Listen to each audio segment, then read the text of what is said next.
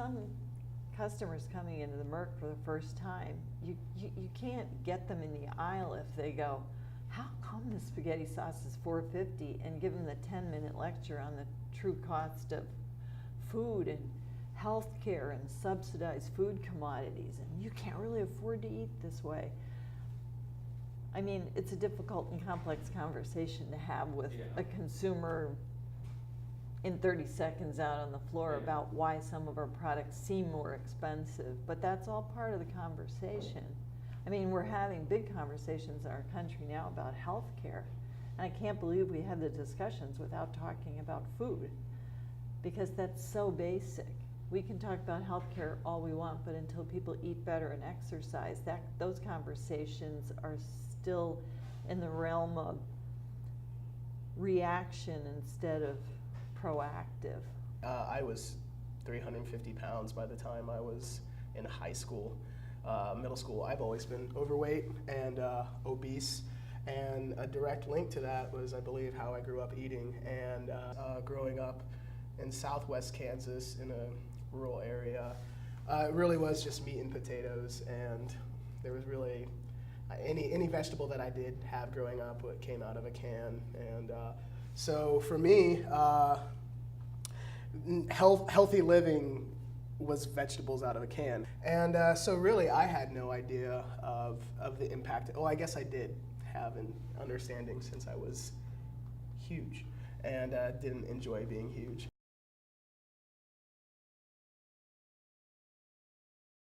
The broadest definition is whoever wants to use it to sell product, because the word natural foods is not regulated by any organization. Organic is regulated. It's regulated by the USDA, and there are strict standards for the use of the word organic. For a label to carry the USDA green and white organic symbol on a grocery item requires that 95% of the ingredients in that product are certified organic. And our produce department is USDA certified organic produce department, which means not only do we carry certified produce, certified organic produce, but the way it's handled, displayed, our record keeping to ensure a consumer that it is what they think they're getting is of the highest standard.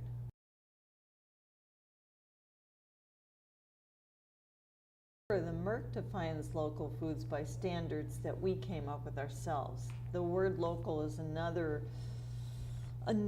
adjective, kind of like natural, that isn't regulated. And how do we define local for consumers?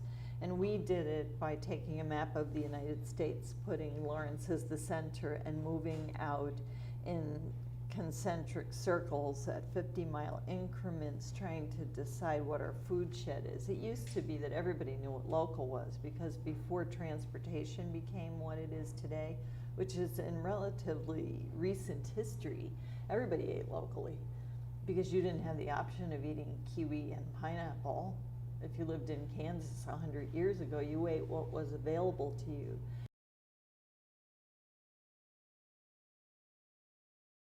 I think one of the biggest things for people coming through the door, especially in like a collegiate type setting, is that it is more expensive for some of these items, but it also takes a lot more to produce these items. But for me, what the key thing for me was realizing that this is something that I should be spending a lot of my money on. Even if I don't have a large amount of disposable income, you know, this is something that makes me feel good enough. And when I began going through the process of losing weight, I lost 150 pounds, and a big majority of that was due to diet as well as exercise. If you ask consumers, wouldn't you just love to pay more for food? No consumer is going to say, yes, I would love to pay more for food. But the reality is, until we are willing to pay more for food and honor growers here who want to make a fair living, we're going to have this pull apart where we're up here selling a jar of spaghetti sauce for $4.50 and Sam's Club's got it for $1.19, and consumers look at us and go, they're elitist. You don't have to get everything at the Merc. You don't have to buy everything organic. There's some things that you should be buying at Checkers and that you should be bargain saving. But there's definitely some things that you should be purchasing that are better for you and better for the environment. And coming here and getting those things, meat and produce are a specific one. And for me, it was shopping the perimeter of the store and finding out that that's really what it comes down to, is that all of the things in the middle of a grocery store is what sinks you in, and all of the things in boxes are what we really don't need. And if you're looking to replace those things, then there's good alternatives there. But for me, it was cutting out those things and realizing that really everything that I should eat should be made up of meat, fruit, vegetables, and whole grains. A lot of people that wouldn't pause or wouldn't think twice about spending $1.50 on some jumbo candy bar. What is that? What is that thing or that $1.25 on a soda, which has no nutritional value? It's actually detrimental to you. But if somebody said, you can have this delicious organic apple, but it's $1.25, you'd go, $1.25 for an apple?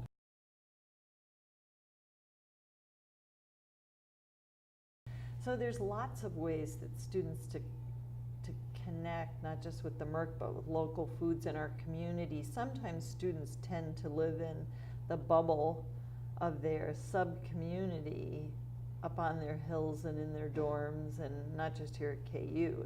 It just is the way it is. That's your community, and I really encourage students to leave the bubble of their university or college and walk down the hill into their community and see what's going on at Earth Day, or walk downtown, not just to shop and party, but to see what events are happening.